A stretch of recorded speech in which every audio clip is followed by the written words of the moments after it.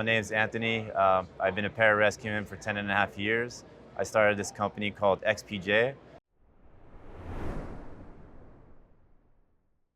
So we're a group of former Pararescuemen that we're the DoD or Department of Defense's trained, equipped, and utilized to reduce risk and provide support medically in combat across all spectrums of government agency work. And we're still doing that today. We do civilian disaster response. We work for NASA SpaceX missions. You name it, we can go to any environment and pretty much make it safe and be prepared to action it in case anything goes wrong. Yeah, so we're based in Miami. However, my team is 30 plus prior pararescuemen, and they're spread out all over the U.S. So anytime we get a call, we can respond within a day's notice, have a team ready, one individual ready to force multiply and make the security industry better in itself. And I want to add to the ease of us operating within these teams because, as we know, they're families, right? And even the teams that are protecting them are families. So to use us, we have internal medical direction. So we're going to show up, we're going to be able to provide our skill set to the highest degree while also being able to integrate with that team. If the team's sick, we're going to make sure they're okay, because a lot of time when you're focusing on a principle, you're not focusing on yourself.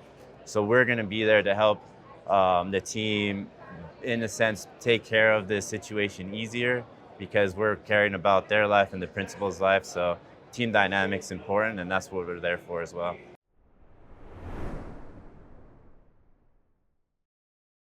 So for us, we've always been used and embedded into Navy, Army teams. So we're used to learning a new team dynamic, getting along with them, and being the medic for those teams, rescue specialist for that team.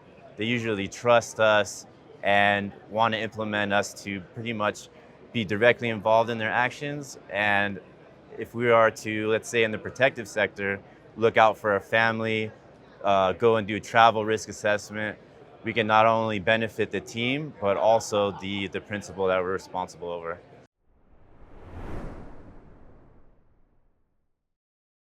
Yeah, okay, so for instance, we would do, let's say we did travel where the client wants to go to somewhere austere or like Panama or something like this. They want to do scuba diving. At the same time, they want to do parachuting after.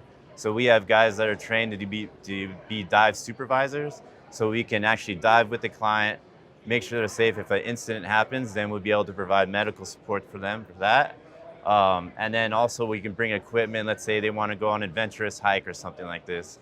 Then we could, if they were to fall down off a cliff or do something where we need to utilize rope systems, we can pull them out, just keeping everything internal, right? So we are pretty much their guardian angel when things like that would happen.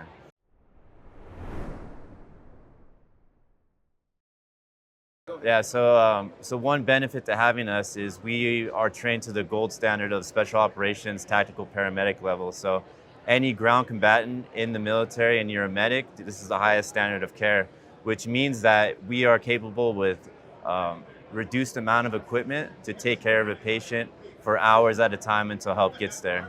So how this is applied, let's say we're out in an austere environment, right? And there's no hospital infrastructure around, and we have, let's say, a satellite phone and our principal is severely injured. What we can do is ultrasound, we can identify problems, we can contact our med direction and be like, hey, this is what we want to do, A, B, and C. The doc says, hey, that's a great idea. They trust you to do those, and then we just action it. So we could be that lifeline for the principal until we work our other piece, which is our medical advance. So we already have the evacuation planned out for them, so it just has a layer of boom, boom, boom. We treat you, we make you safe, and then we get you out of there. And then a lot of this times, we've already done this in high-stress environments in the military. So to have that plan already in place is part of the initial preparedness. So reducing that risk before the thing happens. If it happens, we can action it fast, make it safe, and then from there, everybody's taken care of. So.